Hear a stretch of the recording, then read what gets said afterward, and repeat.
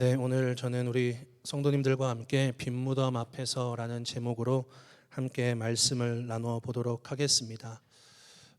요한복음 20장에는 부활의 막전 막후 예수님의 부활 이후에 제자들이 겪었었던 그러한 내용들이 기록되어 있습니다. 오늘 본문 우리가 함께 읽은 요한복음 20장 11절에서 18절까지의 말씀은 막달라 마리아가 경험했던 그 부활하신 예수님에 대한 이야기를 기록하고 있죠. 여기서 막달라 마리아는 갈릴리 막달라 지역에 살던 여인이었습니다.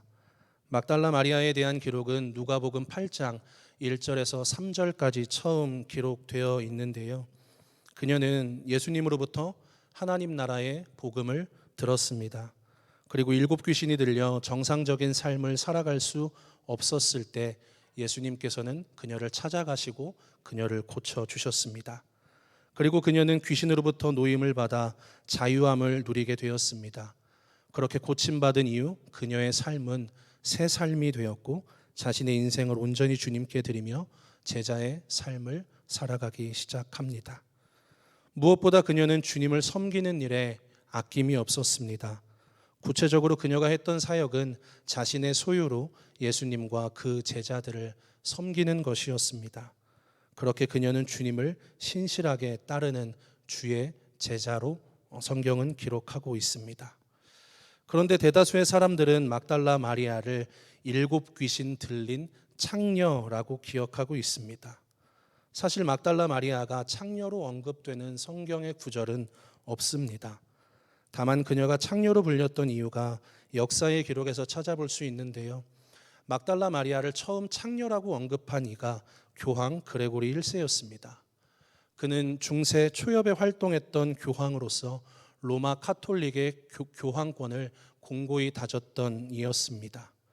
그는 자신의 설교에서 마리아를 괴롭혔던 7 귀신을 7 죄악으로 규정지었습니다. 그리고 마지막 7번째 죄악이 간음으로 못 박으며 그녀를 창녀라 왜곡했던 것이죠. 당시 인쇄술이 열악했고 문맹률이 높았던 사회적 상황을 고려할 때 일반 소시민들은 그저 교황이 설교하니 그것을 그저 있는 그대로 받아들일 수밖에 없었던 것이죠. 이것이 시작이 되어 그녀는 7 귀신 들린 창녀가 되어버리고 말았습니다. 그렇지만 막달라 마리아는 창녀가 아니었습니다.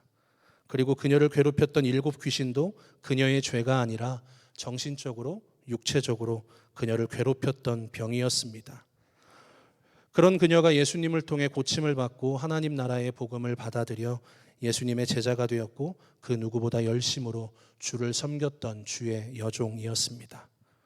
그리고 무엇보다 그녀는 예수님의 십자가 죽음 이후 제자들 모두가 두려워서 뿔뿔이 흩어져 숨죽여 지낼 때 예수님의 시신의 향품을 바르고자 무덤으로 달려갔었던 여인이었습니다. 그렇게 그녀는 예수님의 삶과 사역에 있어서 가장 중요하다고 여겨지는 예수님의 십자가와 죽음, 그리고 예수님의 장례, 그리고 예수님의 부활의 순간을 모두 목격한 유일한 여인이자 부활하신 예수님과 처음으로 대화를 나눈 여인이었습니다. 그래서 그녀는 부활의 첫 증인으로 제자들에게 예수님의 부활의 소식을 전하게 되지요. 그래서 은총의 대가로 불리는 히포의 어거스틴은 그녀를 가리켜서 사도들에게 보냄을 받은 사도들의 사도다라고 칭하기도 했습니다. 이것만 보아도 당시 남성 중심적인 유대 사회에서 여성이, 그것도 귀신 들려 사람들에게 손가락질 받던 여인이 부활의 첫 증인으로 기록되었다는 것은 예수님의 가르침과 하나님 나라의 복음과 결을 같이 하는 것을 알 수 있습니다. 그만큼 예수 그리스도의 복음은 차별이 없고 모든 믿는 자에게 부요함을 가져다주는 능력임을 알게 되는 것이죠. 그리고 예수님을 통해 오는 부요함을 우리 모두가 누리기를 원하신다라는 것입니다. 오늘 본문을 통해 그녀가 어떻게 부활의 첫 증인이자 사도들의 사도라 칭함을 받을 수 있었는지, 빈 무덤 앞에서 그녀가 경험했던 것을 함께 말씀을 통해 나눠보도록 하겠습니다. 오늘 본문 11절은 기록을 합니다. 마리아는 무덤 밖에 서서 울고 있더니 울면서 구부려 무덤 안을 들여다보니 라고 기록을 하고 있습니다. 예수님의 죽음은 그녀에게 있어서 너무나 큰 상심이었을 것입니다. 사람들이 손가락질할 때, 사람들이 자신을 향해 수군거릴 때, 자신에게 그 누구도 손을 내밀어 주지 않을 때 유일하게 손을 내밀어 주신 예수님, 그리고 정신적으로 육체적으로나 너무나도 고통스러운 시간을 보낼 때 자신을 고쳐주신 예수님, 그리고 누구보다 자신을 사랑해 주시고 아껴 주시는 그 예수님, 그 사랑하는 예수님을 더욱더 더 이상 볼 수 없다는 슬픔은 그녀에게 이루 말할 수 없는 상실감을 가져다 주었을 것입니다. 그런데 엎친 데 덮친 격으로 예수님의 마지막 가시는 길에 그 예수님의 시신에 향품을 바르는 것이 자신이 할 수 있는 최선이자 제자의 도리라 생각해서 안식 후 첫날 이른 시간에 예수님의 무덤에 찾아가게 되지요. 그렇게 찾아간 예수님의 무덤에는 당연히 있어야 할 예수님의 시신은 보이지 않고 텅 빈 무덤만이 우두커니 있는 것을 발견했을 때 그 막달라 마리아는 쉽사리 그 모든 상황들을 받아들일 수가 없었을 것입니다. 아무리 예수님께서 살아생전 나는 부활이요 생명이다, 내가 제3일에 다시 살아나리라 라고 하는 예수님의 가르침을 들었을지언정 그 가르침이 확실한 믿음으로 다가오기란 쉽지 않았을 것입니다. 그리고 당시 유대 사회에서 부활에 대한 견해도 분분했기 때문에 한 개인이 부활한다는 것을 단번에 받아들이고 믿음으로 받아들이기엔 분명히 어려움이 있었을 것입니다. 오늘 본문 11절은 이야기합니다. 그녀의 상실감이 얼마나 컸던지 무덤 밖에 서서 울면서 구부려 무덤 안을 들여다보니 라고 기록을 합니다. 한참을 울다 무덤 안을 들여다보고 또 한참을 울다 그렇게 또 무덤 안을 다시 들여다보고를 계속 반복했을 것입니다. 그리고 그녀는 혼란스러웠겠죠. 그리고 예수님의 생전에 전해주셨던 메시지들이 쉽사리 떠오르지도 않았을 것입니다. 그저 빈 무덤 앞에서 그녀가 할 수 있는 것이라곤 절망뿐이었을 것입니다. 우리도 살면서 가끔씩 막달라 마리아가 경험했던 빈 무덤을 대하는 것과 같은 경험을 하곤 합니다. 누구보다 치열하게 살아왔다 자부했는데, 누구보다 열심히 주를 섬기며 교회를 섬겼다고 자부했는데 나의 삶은 여전히 어렵고 건강이 되었든 관계의 문제가 되었든 자녀의 문제가 되었든 재정적 문제가 되었든 그 어느 것 하나 쉽사리 나아지지 않는 팍팍한 현실 속에 마음의 어려움이 찾아오기도 하고 때론 하나님이 밉다고 생각되어질 때도 있습니다. 마리아가 느꼈을 상실감은 어땠을까요? 그리고 그때 예수님을 뉘었던 곳에 두 명의 천사를 보게 되지요. 그리고 그 천사가 마리아에게 묻습니다. 여자여 어찌하여 우느냐 라고 말이죠. 여기서 막달라 마리아는 천사들을 온전히 천사로 인식하지 못했을 것입니다. 부활하신 예수님도 처음에 못 알아봐서 동산지기로 생각했는데 영적인 존재인 천사들을 어떻게 알아봤겠어요?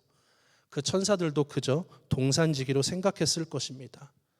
그렇게 여자여 어찌하여 우느냐라고 하는 천사들의 질문에 막달라 마리아는 대답을 합니다. 내 주님을 옮겨다가 어디 두었는지 알지 못함이니이다. 막달라 마리아는 도무지 알지 못했습니다.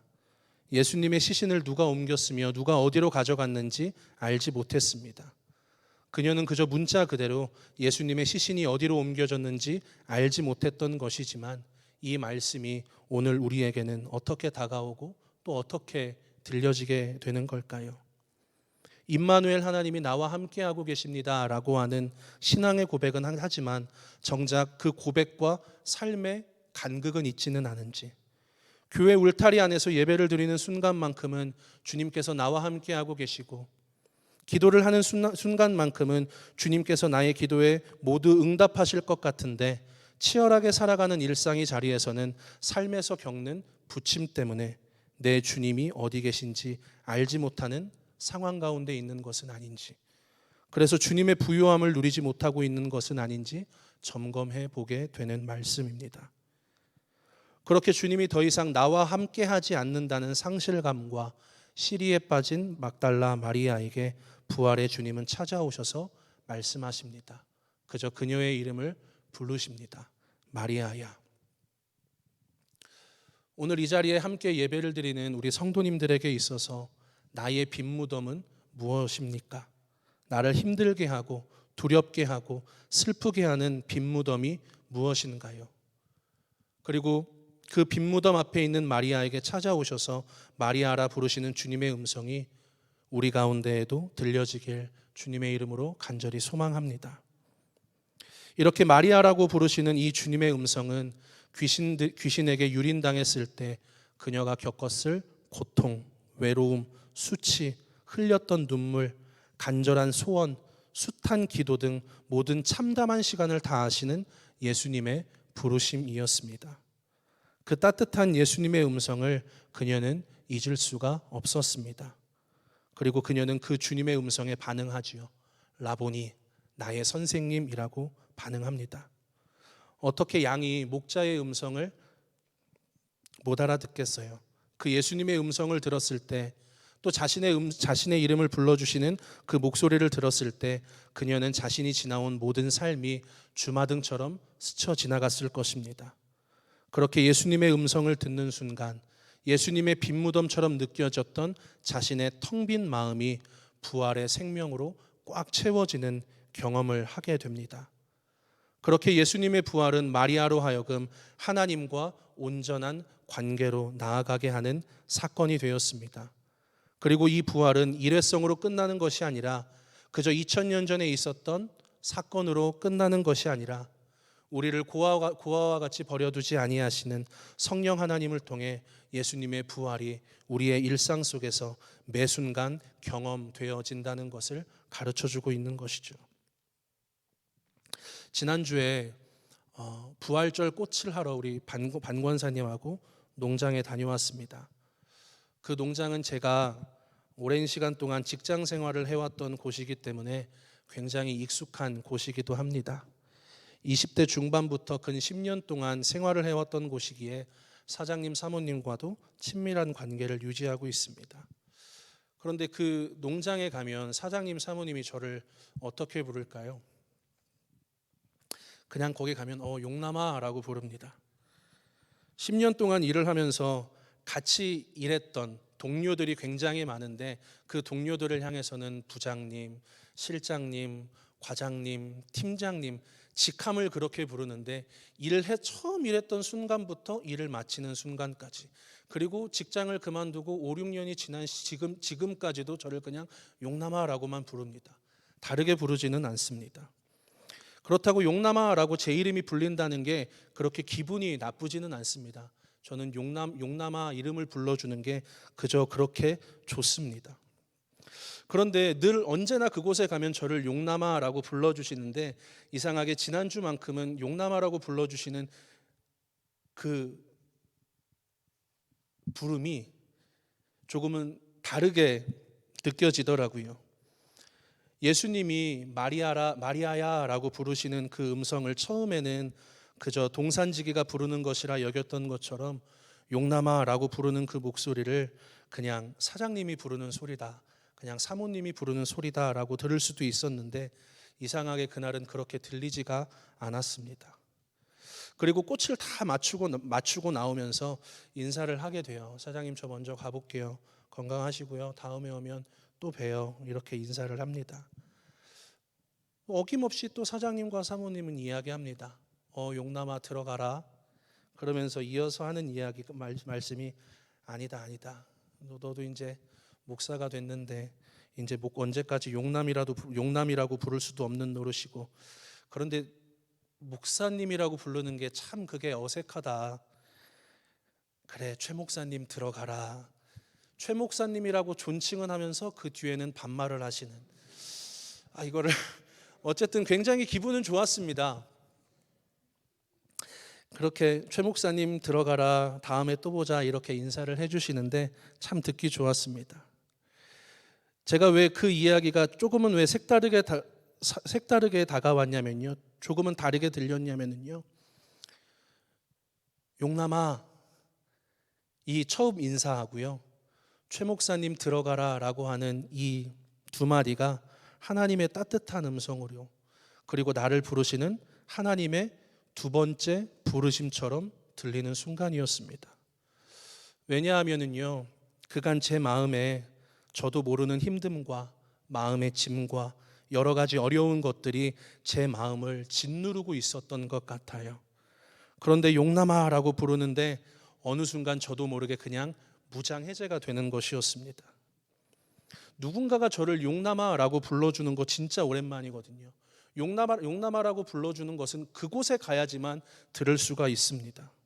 교회에서는 최 목사, 목사님, 부목사님, 집에서는 자기야, 아빠, 그리고 어머니를 만나러 가서는 용남아라고 하는 이야기를 듣지 못합니다. 아들, 이렇게만 듣습니다.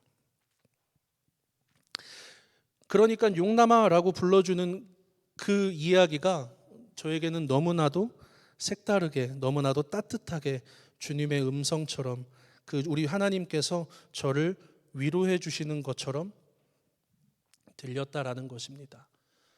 그런데 우리 하나님께서는 그 사장님의 입술을 통해서 용남아라고 불러주시면서 저를 위로하시는 것으로 끝내시는 것이 아니에요. 그래, 최 목사야 들어가라, 다음에 또 보자. 이 이야기를 통하여서 목사로서 내가 해야 할 일이 무엇인지, 신앙인으로서 내가 어떤 가치를 가지고 어떻게 살아가야 하는지 고민하고 생각하고 행동하라는 주님의 부르심, 주님께서 나에게 허락하신, 맡기신 사명처럼 들렸다라는 것입니다. 제가 이때 두 가지 사실을 깨달았습니다. 동산지기와 같은 평범한 한 사람의 모습 속에서 하나님께서는 오늘도 나에게 말씀하고 계시는구나. 그리고 또 하나는요, 내 자신도 평범한 일상 속에서 평범한 동산지기의 모습을 하고서도 예수님의 목소리가 전달될 수 있겠구나. 이 두 가지의 사실을 깨닫게 됩니다. 평범한 우리를 통해 부활하신 예수님의 음성을 들어야 하고요, 예수님의 모습을 우리의 삶을 통해 보여주어야 한다는 것입니다. 그것이 하나님께서 우리를 부르신 목적이고 우리를 이 땅 가운데 성도로 그리스도인으로 살아가게 하신 하나님의 목적과 뜻이라는 것이죠. 하나님께서 슬픔에 젖어 있는, 그리고 상실감에 빠져 있는 마리아에게 부활하신 몸으로 찾아가셔서 그녀를 부르셨습니다. 그리고 그저 그녀의 상실감을 위로해 주시는 따뜻함으로 끝내시지 않고요, 부활의 증인이 되어줄 것을 요청하셨습니다. 17절 하반절은 기록합니다. 너는 내 형제에게 가서 이르되, 너는 내 형제에게 가서 이르되 라고 말씀하십니다. 그 형제에게 가서 무엇을 이르나요? 무엇을 전하라고 하시는 건가요? 내 아버지가 너희의 아버지가 되고 내 하나님이 너희의 하나님이 된다. 그리고 나는 아버지께로 올라간다 라고 하는 이 메시지를 전하라고 말씀하십니다. 무슨 말씀을 하시는 건가요? 예수님께서도 말씀하셨습니다. 요한복음 16장 7절에서 내가 아버지께로 올라감이 너희에게 유익함이라.